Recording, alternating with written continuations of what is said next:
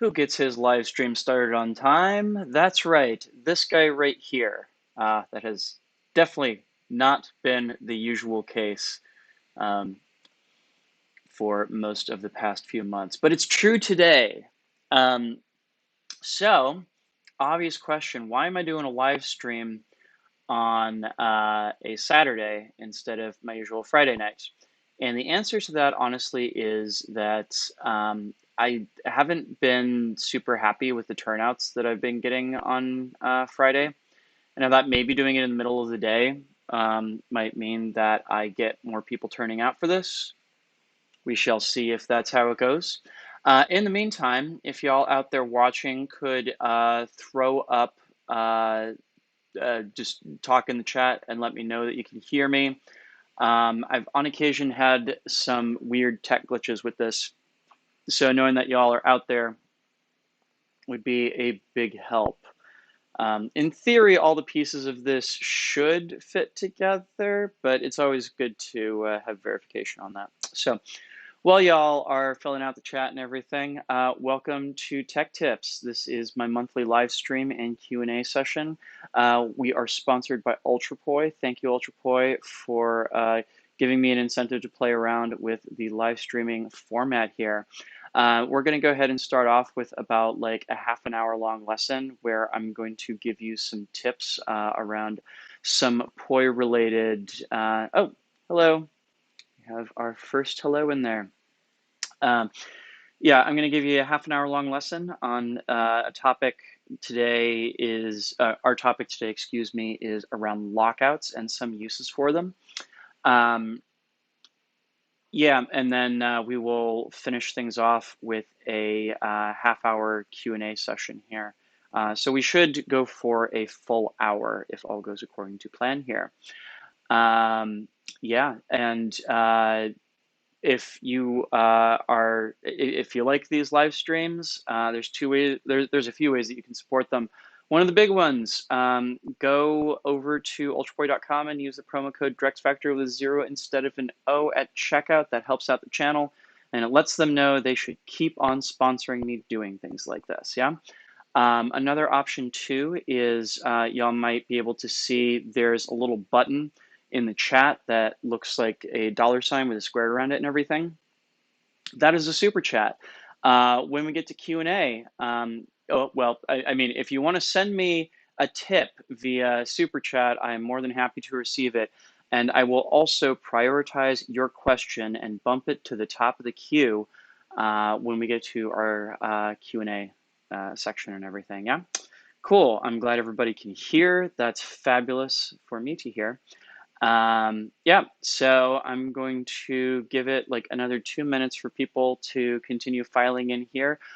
Please sound off in the chat. Let me know that y'all are out there, and we will get started with our lesson real soon here. Our lesson, of course, today is on lockouts. I should also say that it is quite rainy in DC. For some reason, we have been getting so much rain the past few weeks, and it was really coming down just a second ago.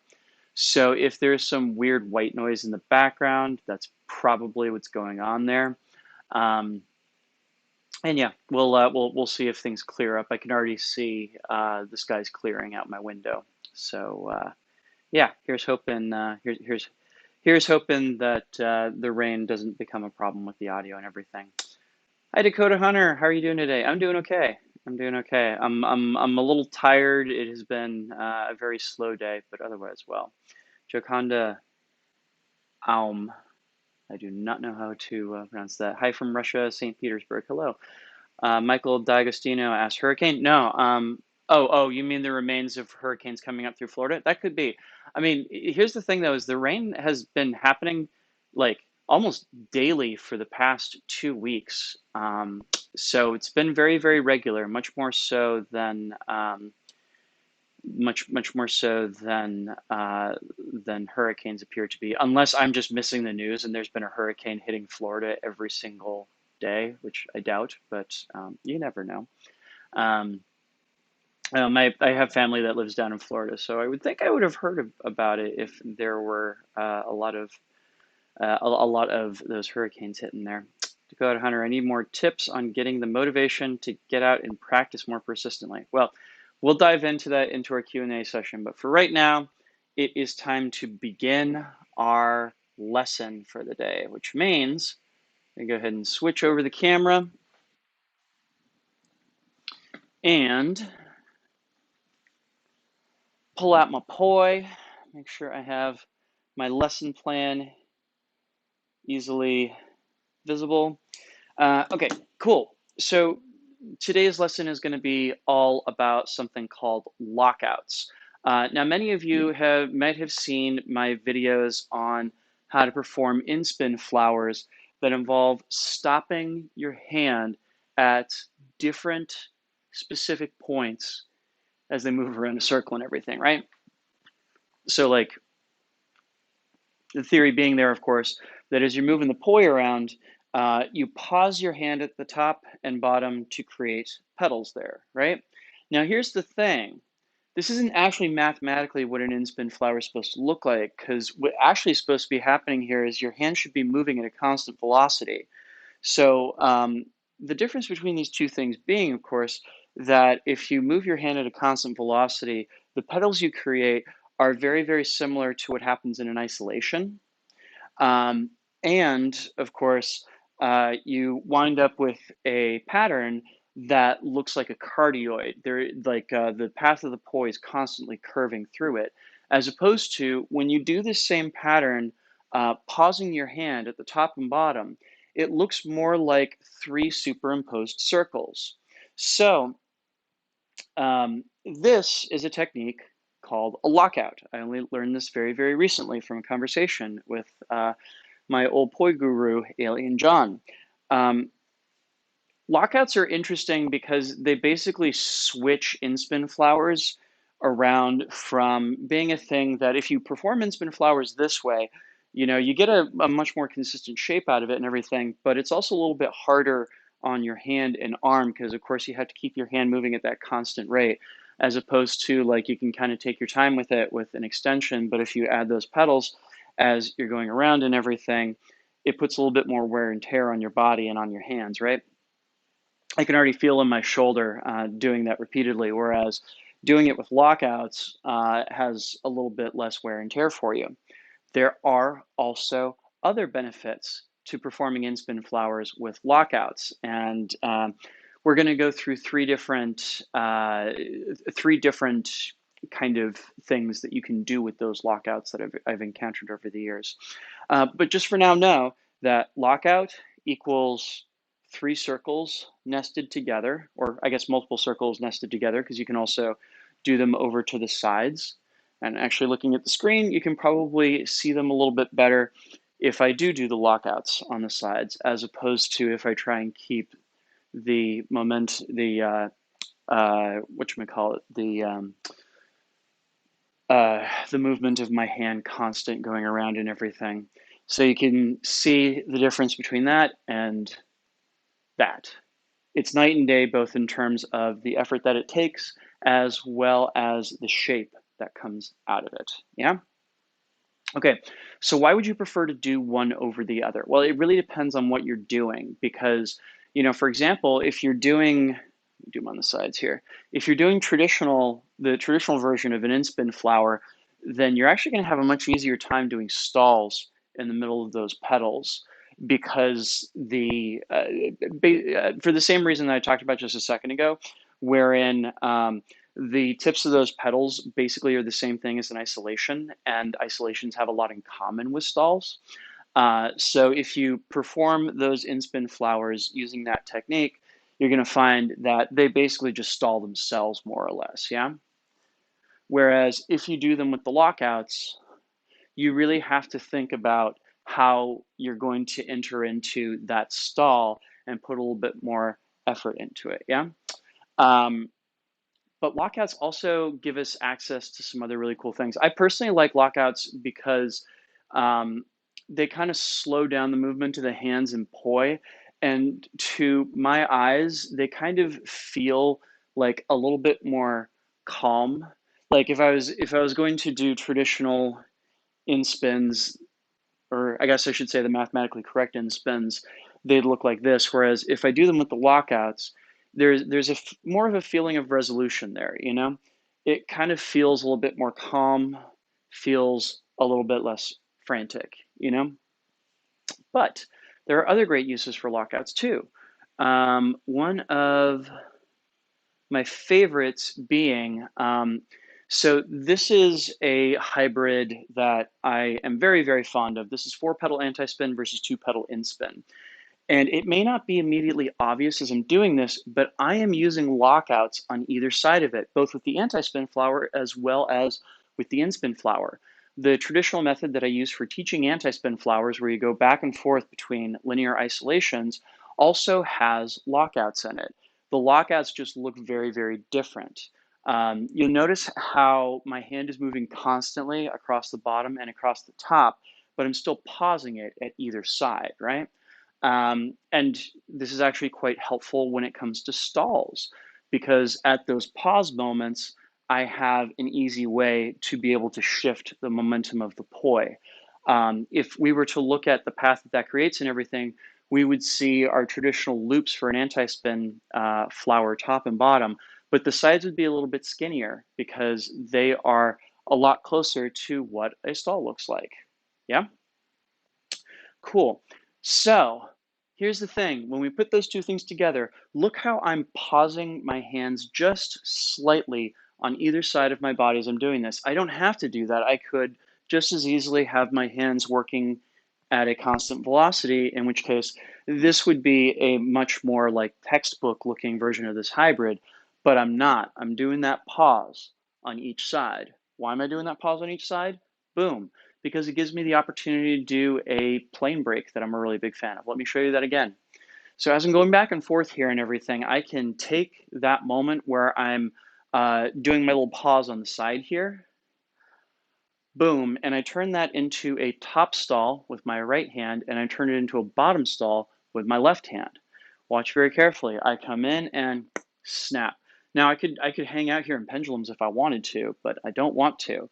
I want to do that nice little horizontal plane change there. And I actually kind of like turning this into a pattern where I'll bring this over and then switch out of it so that I switch the direction of the poi. Now, I'm still having my right hand do a anti-spin flower and my left hand do an in-spin flower, but of course now they're going in opposite directions. Boom, and I can switch it out again. Boom, go from one side to the other side and back again. And part of what facilitates that transition for me is the fact that I'm doing those lockouts on either side. And the thing is until I like mentioned that, until I pointed it out, I don't think any of y'all would have seen that on your own.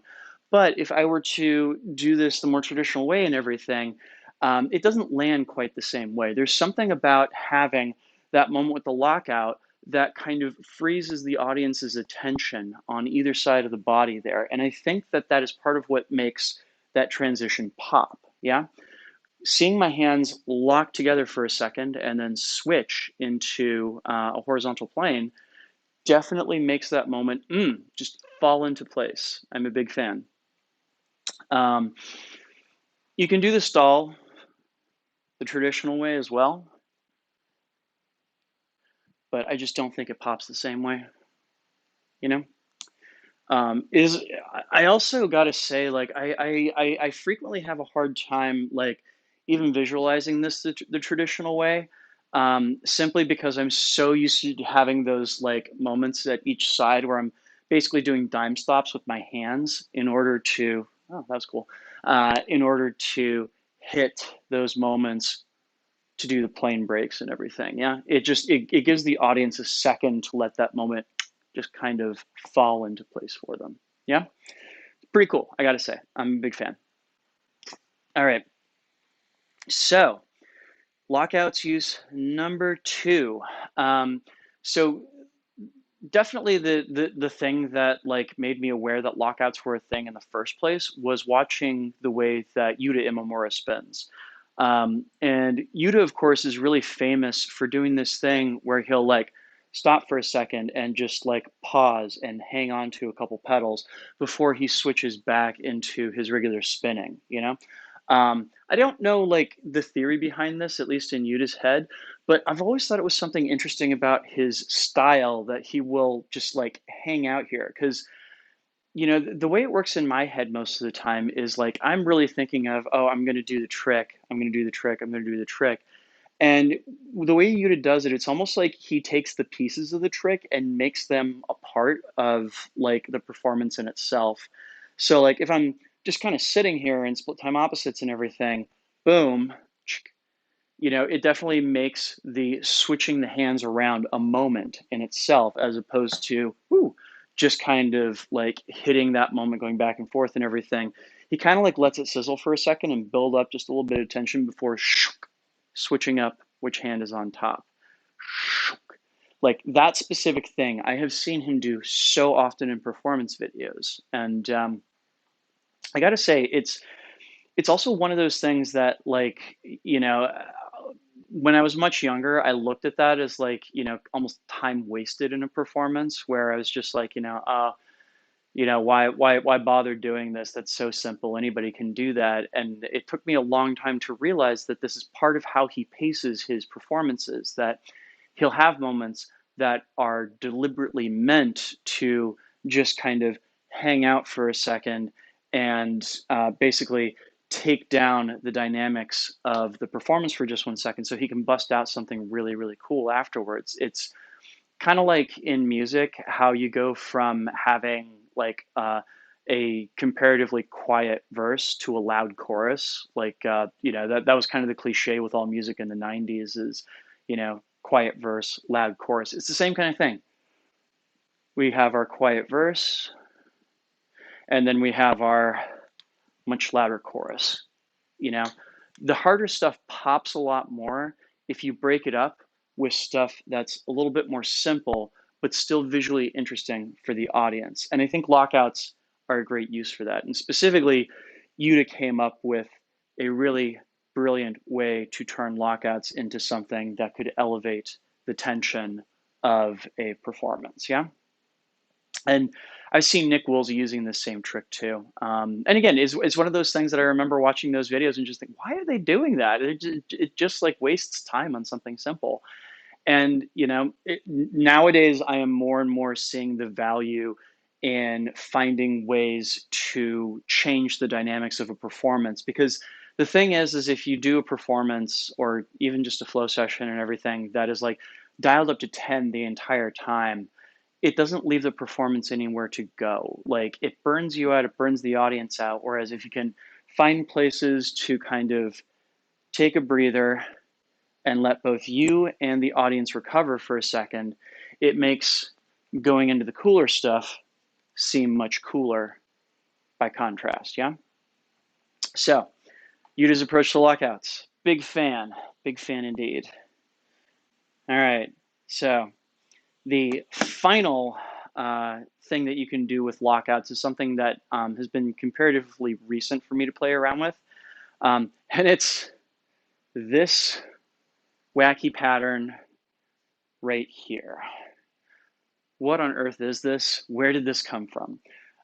So this is one of those moments where like I literally just had some random thing going through my head and I started fiddling around with it, and it changed over time for me into something different than I intended, but still a pattern that I think is really cool. I don't think it's wound up in a lot of my flow videos, but this is something that I just like kind of do idly now while I'm in the middle of practice. And the eagle-eyed among you, I'm sure, will see that there are bits and pieces of both a triquetra versus pendulum in this, as well as a two-petal inspin flower with lockouts. The trick here, of course, is that I'm actually splitting the difference between doing a lockout on the bottom and doing a more traditional inspin across the top. Yeah. So let's see what makes this here thing work.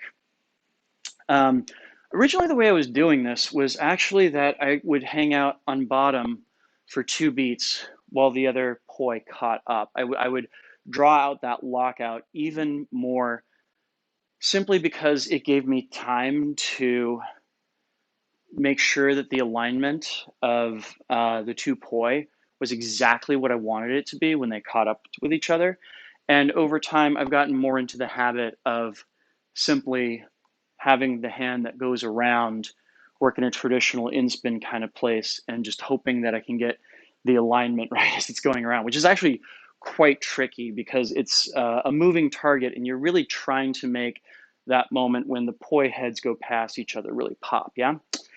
Okay, so this is different from the normal, so the default way I usually do triquetra versus pendulum is basically to have the triquetra poi spinning around clockwise relative to me.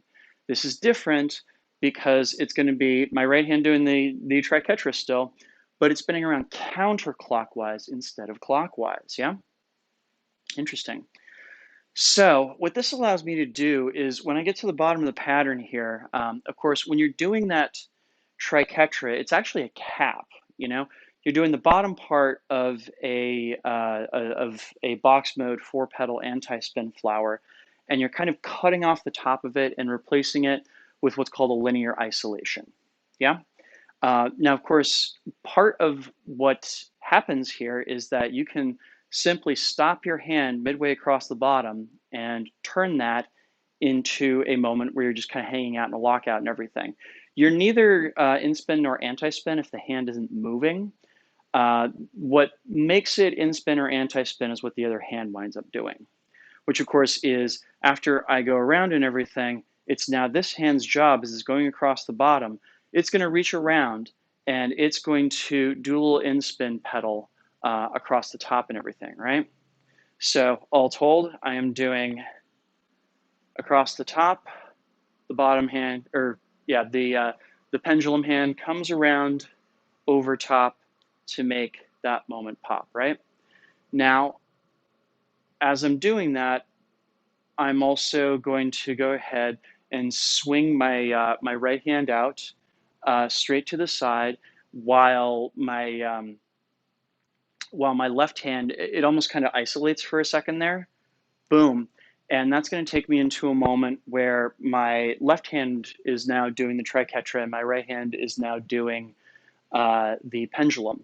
And again, it is linear isolation across the top and bottom of a box mode 4-petal anti-spin across the bottom. I just cut off the top, boom, and there we are. And the poi is spinning clockwise this time. Yeah? So again, I take that across the top and I pause down at the bottom here. My left hand just kind of hangs out. My right hand is going to reach around, boom, and give me that uh, split opposite top and bottom pedal, 2-petal inspin flower before I bring them back together on the other side of me to switch back to having my right hand do the triquetra, yeah? So we're back where we started here. And again, we pause on the bottom. My left hand comes out. We get in that pedal. And then our next move is to have that left hand. Oh, I gave you the wrong answer on this before. It's not so much an isolation as it is it comes around and does like another pedal over to the side. Um, oh, did somebody just leave a super chat? Somebody did! Hooray!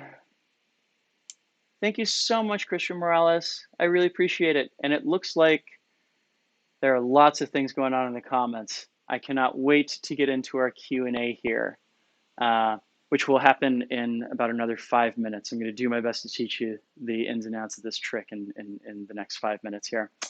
Thank you so much for that super chat. That means a lot. Yeah, anyway, so we have the left hand come around and do another pedal so it can basically come up in the top of that linear isolation while the right hand sweeps out and turns into a pendulum, yeah? So altogether, what the left hand is doing here, pedal, comes around and starts up that triquetra.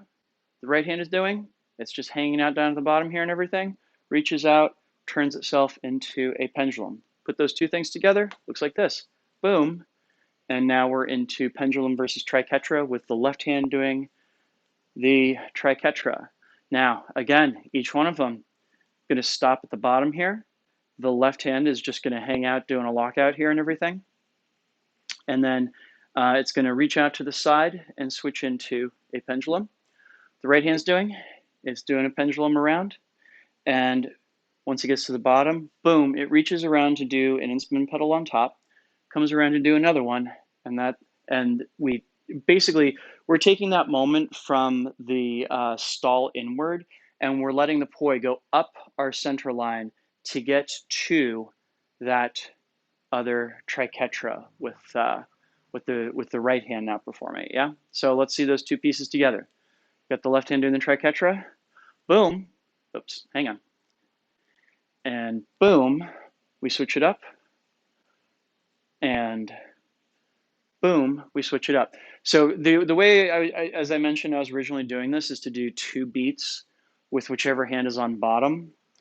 More recently, I have been trying to make the breakaway hand go a little bit faster, so I don't need what I would call a grace beat there in order to make that relationship happen. So there's basically 2 presentations of this. You can either do it without the grace beat, which looks like this.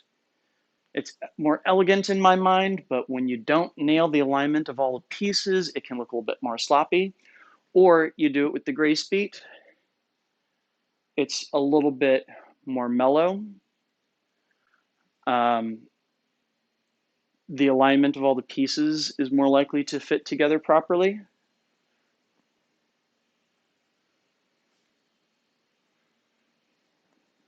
So you can take your pick of which one of those you like. But the way to think of this is we have our hands going together till they get to the bottom.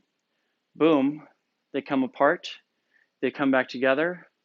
Switch into together same again. At the bottom, boom, one of them comes around up top. They come back together, so on and so forth, yeah?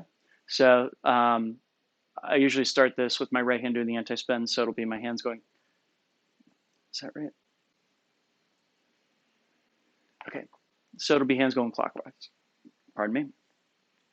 Clockwise, go around, and okay,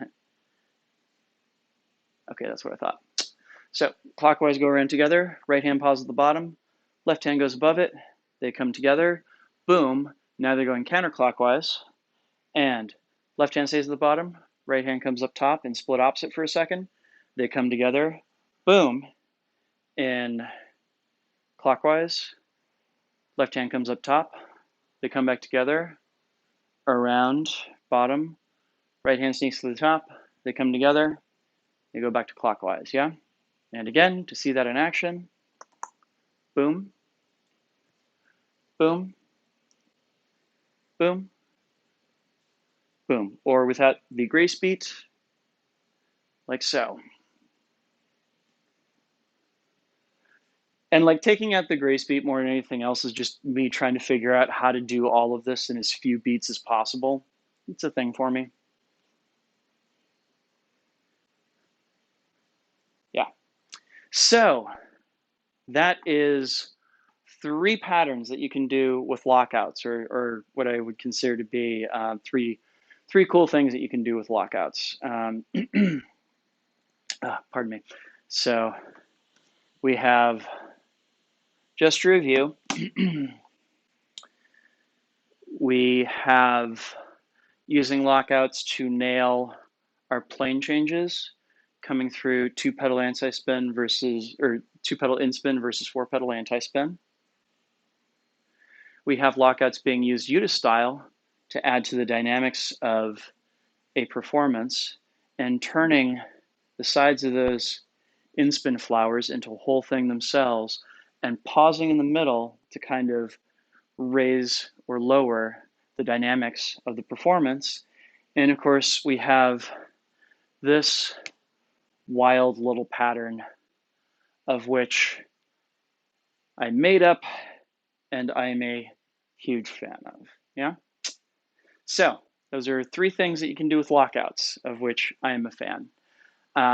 Cool. So let's go ahead and transition over into our Q&A here, shall we?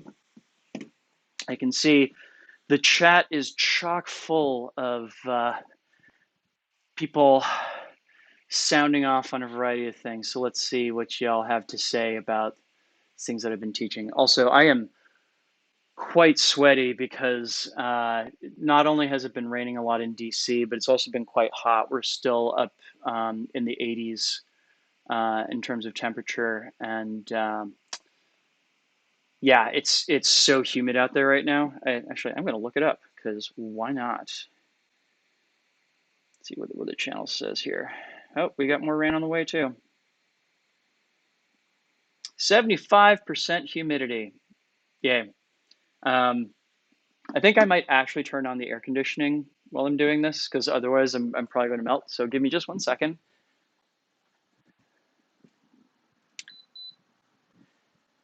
And once again, I apologize for the background noise, but I figure y'all will appreciate me more if I am in sound mind rather than melting as I'm talking with y'all here. All right.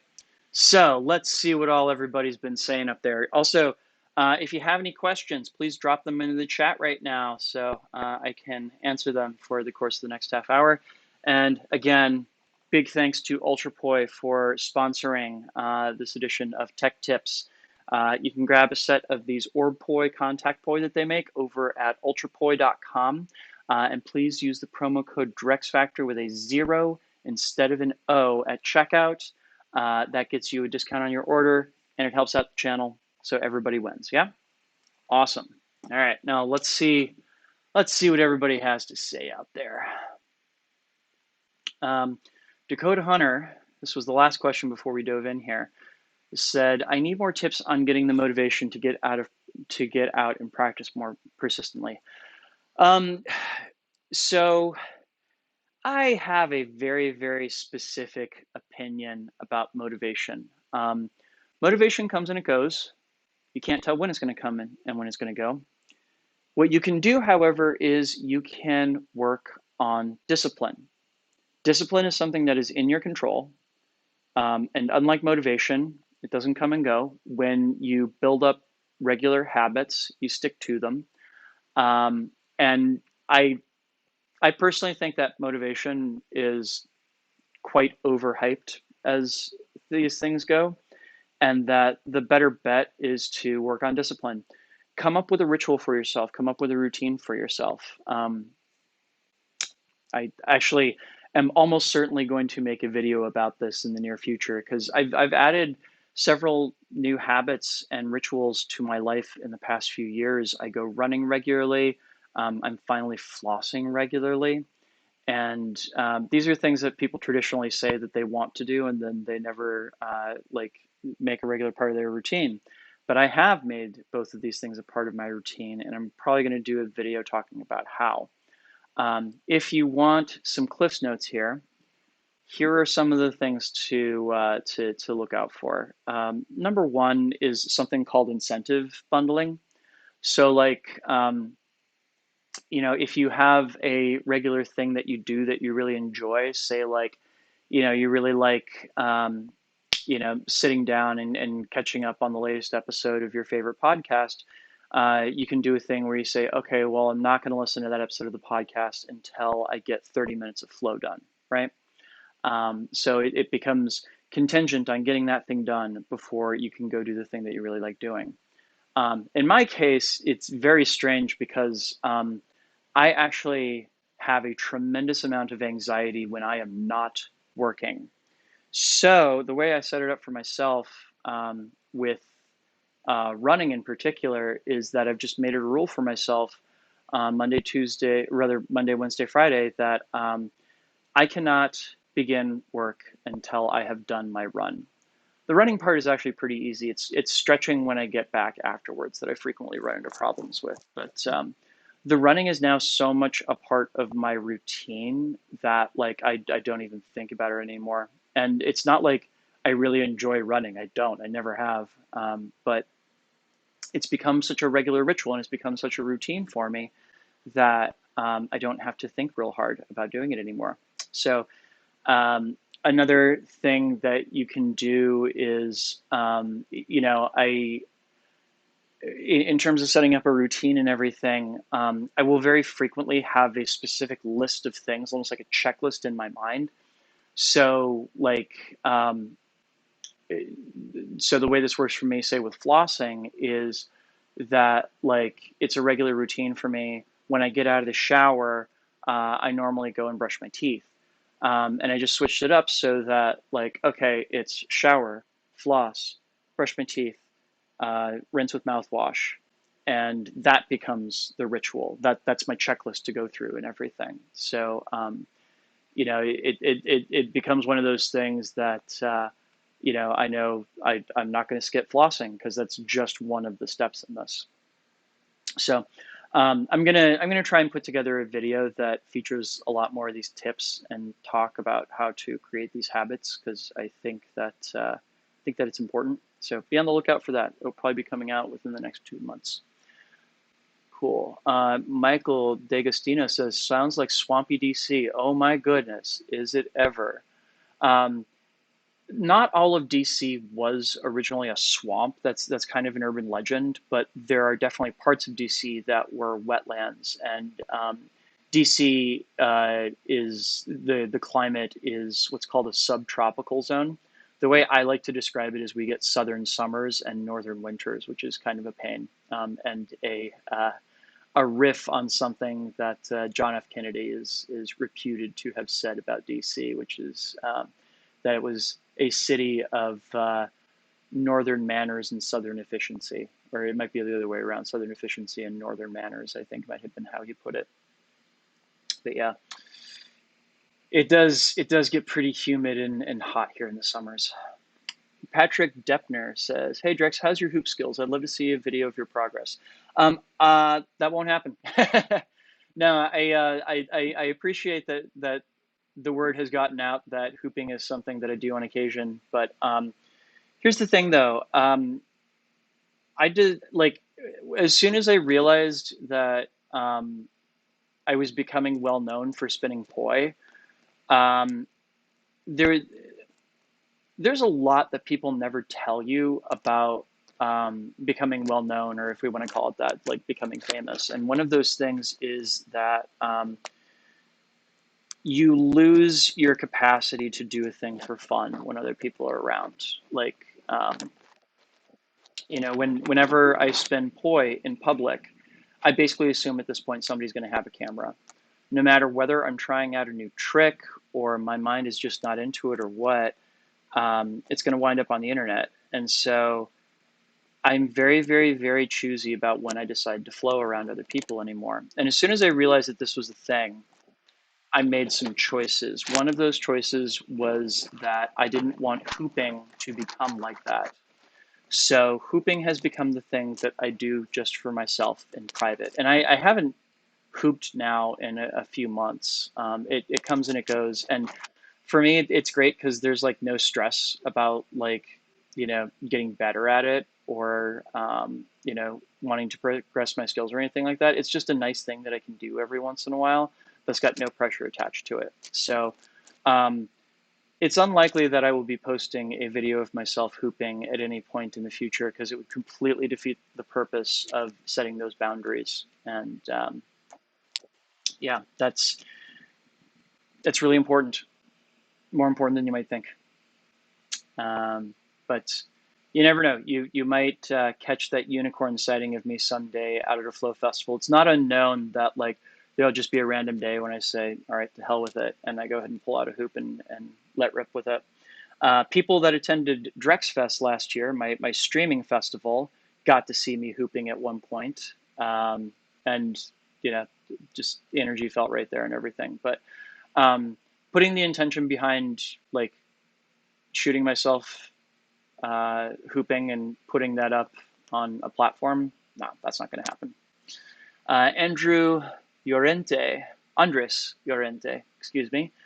Speaking of hoop, do you have any hoop teacher slash YouTube recommendations? Yeah, several. So in terms of teachers, though, is the better question because there's plenty of hoopers that I really love to watch, but teachers is a different story. So my friend Nicole Goss, she is Black Girl Hoopin' on Instagram. I believe that she does some tutorials, um, and she's fantastic. She's an absolute delight. I love her to death. Um, and I mean, what's her name? Uh, Deanne Love has some really amazing tutorials as well. Like she's one of those people that I actually look to as like, oh, this is what I can make my videos like and everything as well. So I definitely take a lot of inspiration from her work. Um, if you just want to see some people like doing amazing things with hoops, um, there's let me pull up some favorites here. Um, so there is.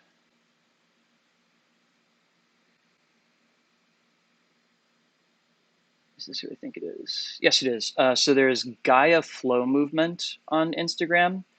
Um, love watching her style. Um, there is also Amber underscore flows with a Z.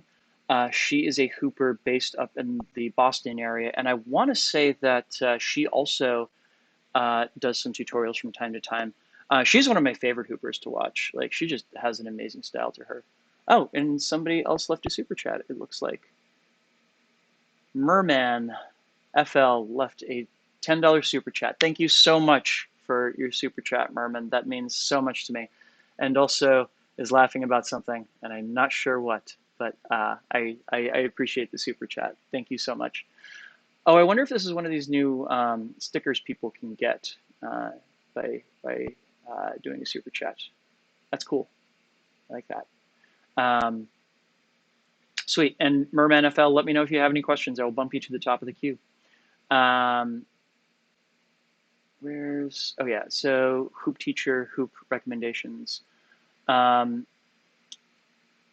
yeah, and if you're just looking for like YouTube recommendations in general, I will confess that I watch almost no flow videos on YouTube anymore, partially because by and large, a lot of flow artists have kind of moved on to Instagram and TikTok, which is very silly because there's still an enormous audience on YouTube. And yeah, there's a lot that you can still do with the platform and everything. But here we are. Um, Most of what I watch on YouTube are like educational videos and explainers. So channels like Atlas Pro and Windover Productions. Johnny Harris is a personal favorite. Also his wife, Izzy Harris, who she's no longer making like regular video content, but her older videos are quite good. Um, Vlog Brothers, of course, Crash Course, um, and Half as Interesting and Real Engineering are all channels that I'm a big fan of. Just recently, I also started following, see if I can pull up the name of this guy. Um, Da, da, da, da.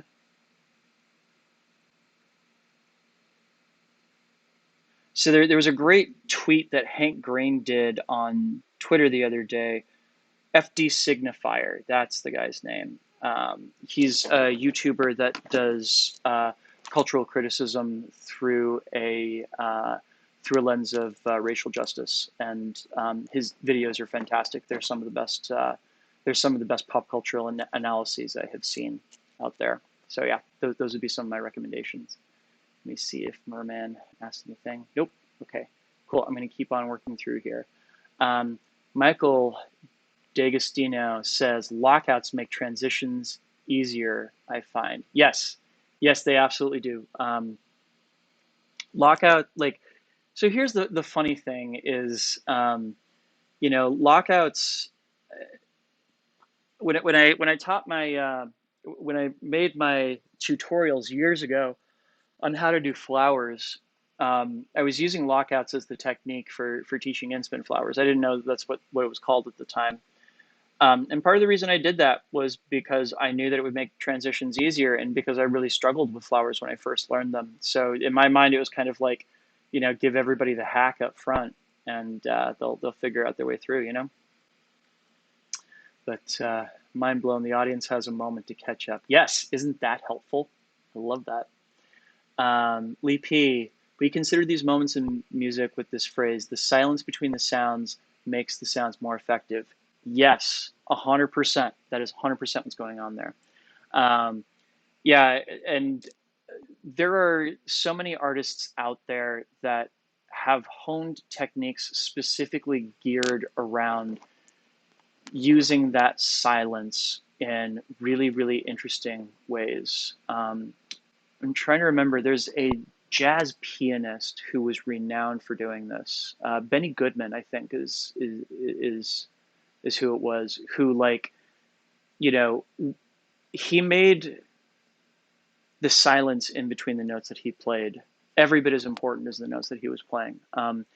The Edge from U2 does a similar thing, wherein he actually has a philosophy when he's writing guitar riffs that he thinks that every note he plays is like costly, and he's trying to do them in such a way.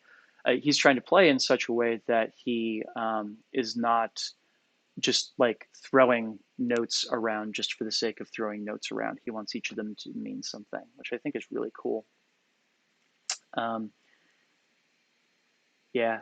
Uh, Kabuki 1000 says, cool. Glad you think so.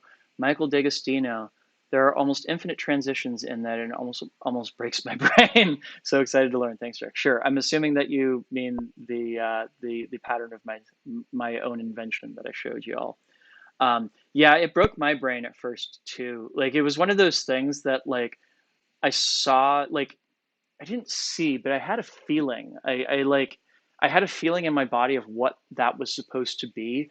And there was definitely a process I went through of, like, trying to make the thing happen like it felt like in my brain. And it never 100% got there. It still doesn't feel 100% right to me, but it feels close enough to what I meant to do that I'm still getting a kick out of it, I gotta say. Barbara Milovac says, hi. Hello, Barbara. Merman FL. Yes, some great transitions in and out of that. I agree. I agree. Cool. I'm closing in here towards the end of the questions. Keep them coming, everybody. I'm really appreciating them. Patrick Deppner says, Andres, there's a lot of good teachers with hoops, but there's not really a Drex type instructor on YouTube. I'd suggest cross training and applying this understanding to the science of your hoop game. The closest hoop equivalent to me on YouTube is definitely Deanne Love. Um, she's the most consistent, and she has a teaching style that is not that terribly different from mine. Um, but yeah, Deanne Love is probably the closest equivalent that I can think of. And of course, there's all kinds of people on Instagram now that are doing like mini tutorials, and some of them are good, and some of them are just like people figuring out the format for themselves, and there's nothing wrong with that. Um, but yeah, Deanne Love is probably the closest I can think of to what I do. Michael D'Agostino, if it's important, make time for it. I use my lunch breaks. Yeah, when I had a traditional job, I also used my lunch breaks as flow time as well.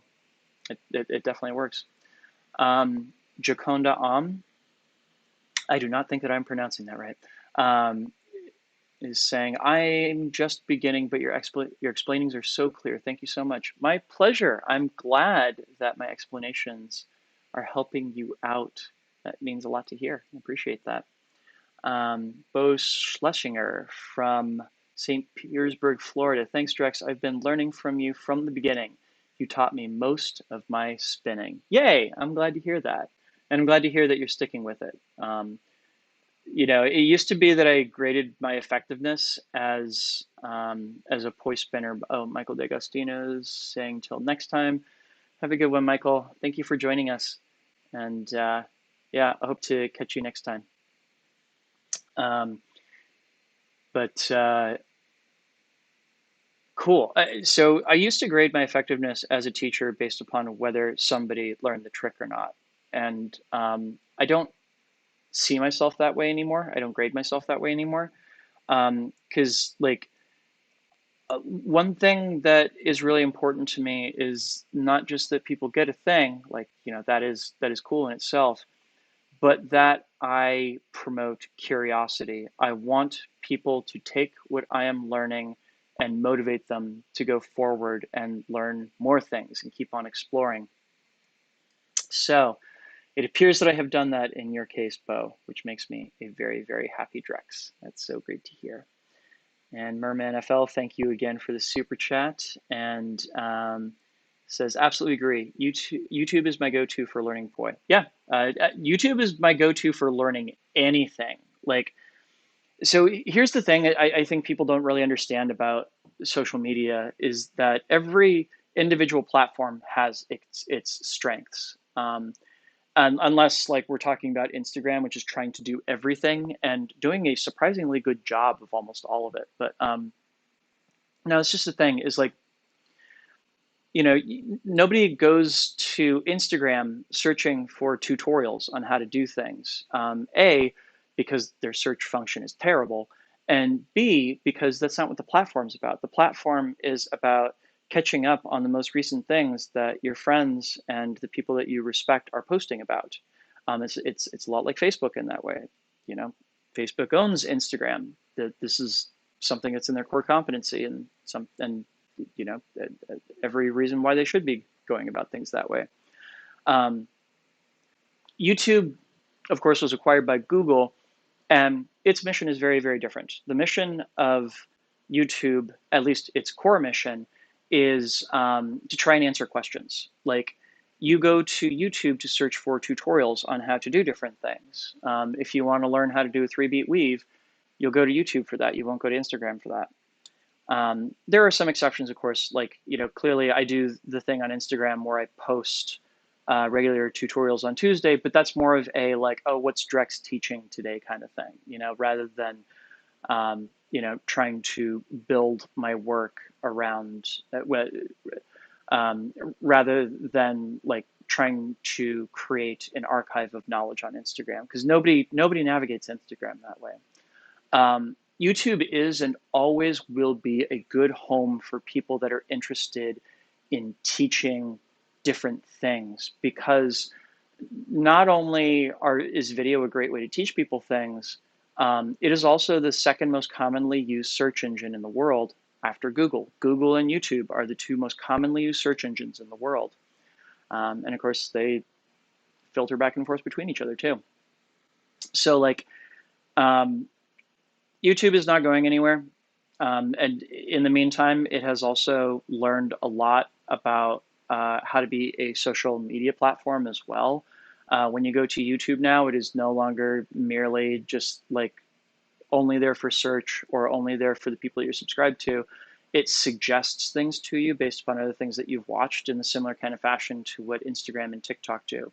TikTok has really, really just like nailed that, like suggested results for people in terms of video. But of course, it also is a short form platform. Like I believe the max length of a video you can upload there is 3 minutes. So that's long enough to teach some things. But again, TikTok just doesn't have a good search interface. It's about suggesting more things to you based upon what you like. So YouTube isn't going anywhere. It's too useful. And as long as there are people that are neophytes trying to learn a new skill, they're going to find videos on how to do it on YouTube, just straight up. Yeah. That may no longer like be the bulk of what YouTube promotes, but it is still without a doubt a large portion of the traffic that YouTube gets and that it filters. So yeah, YouTube is going to be everybody's go-to for learning poi for the foreseeable future, for sure. Oh, and there are specific elements of functionality you're talking about here. The ability to pause and skip through frame by frame has helped me break down more moves than I can count. I can imagine, yeah.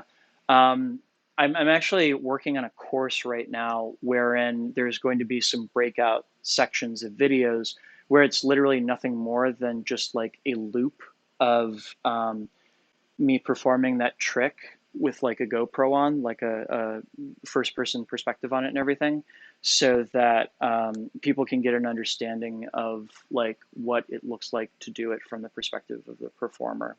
And I'm hoping that will be useful to people in that same way. Yeah. Stanislaus Bernardo says, yes, thank you, peace, luck, and hearts. Thank you, Stanislaus. Thank you. And I believe I have, oh my God, I've gotten to the end of the queue here finally. So we've got about 5 minutes before I'm going to call it a day. So if anybody has any last minute questions they want to throw into the chat, I'll be happy to answer them in the meantime. I'm just going to give one more shout out to UltraPoi for sponsoring this live stream. Go grab a set of these orb poi. These are my favorite LED contact poi. Use the code DrexFactor with a 0 instead of an O. I will include that in chat at the very end of this session. Get those questions in while I'm doing this spot. Use the code DrexFactor with a 0 instead of an O at ultrapoi.com. That gets you a discount on your order, and it helps out the channel. Everybody wins. There's no reason not to use that code. Show me a little love. Show UltraPoi a little bit of love. Not the least of which because they have been, UltraPoi has been a great supporter of this channel. You would not be getting these monthly flow videos from me if it were not for UltraPoi. They actually reached out to me about that because I didn't believe that anybody actually wanted to see my flow. And they were just like, well, how about we give you some money every month to shoot a flow video nonetheless? I'm like, I mean, sure, that's your funeral. And as it turned out, it has been a wonderful gift in multiple senses of the word. Yeah. Stanislaus says, thanks to you, my brother. You're so welcome. Thanks for joining me today.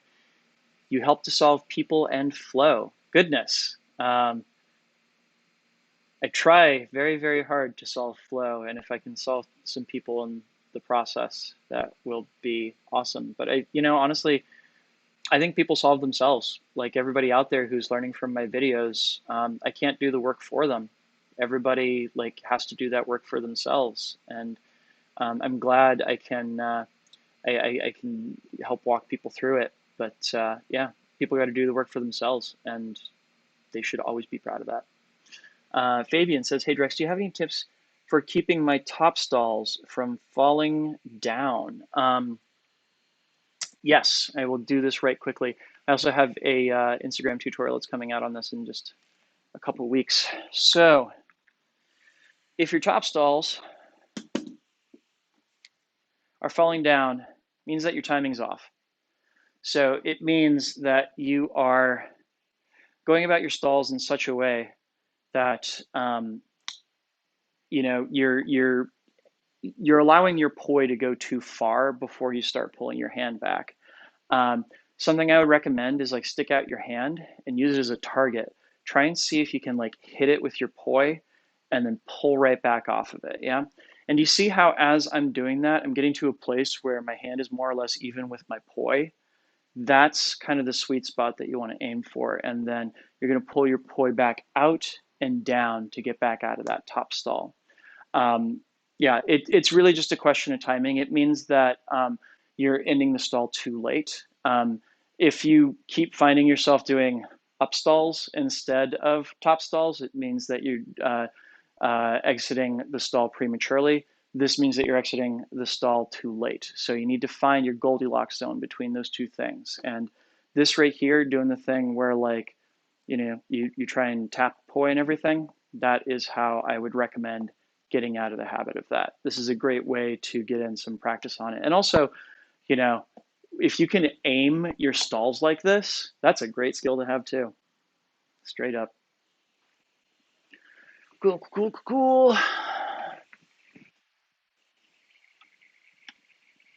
And I'm back.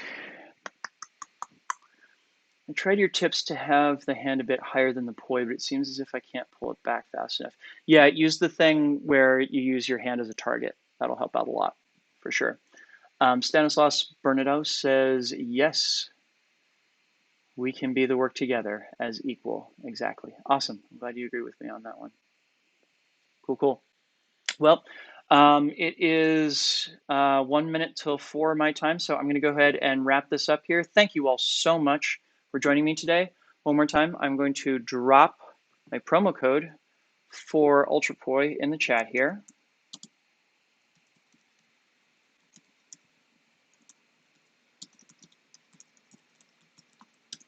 Remember, use Drex Factor with a 0 instead of an O as a promo code at ultrapoi.com. That gets you a discount on anything in the store, not just Orbpoi, although I am a particular fan of the Orbpoi. Yeah, thanks so much once again to UltraPoi for sponsoring this. And thanks to both Merman FL and Christian Morales for your super chats. They are so very appreciated. Thank you. And Fabian says, nice, thanks a lot. How you show it now is way clearer. Actually, a parabola, and I should have it fly up a bit while introducing stall. Yeah, correct. Greetings from Berlin. Hello from Washington, D.C. Cool, cool. All right, everybody, have a great weekend. Thank you for joining me. And yeah, we'll do this again the third Saturday of September. So keep your eyes peeled. I will see you all then. Yeah, go ahead and have a good one, and make sure you watch my video coming out on Monday. Yeah, awesome. Peace.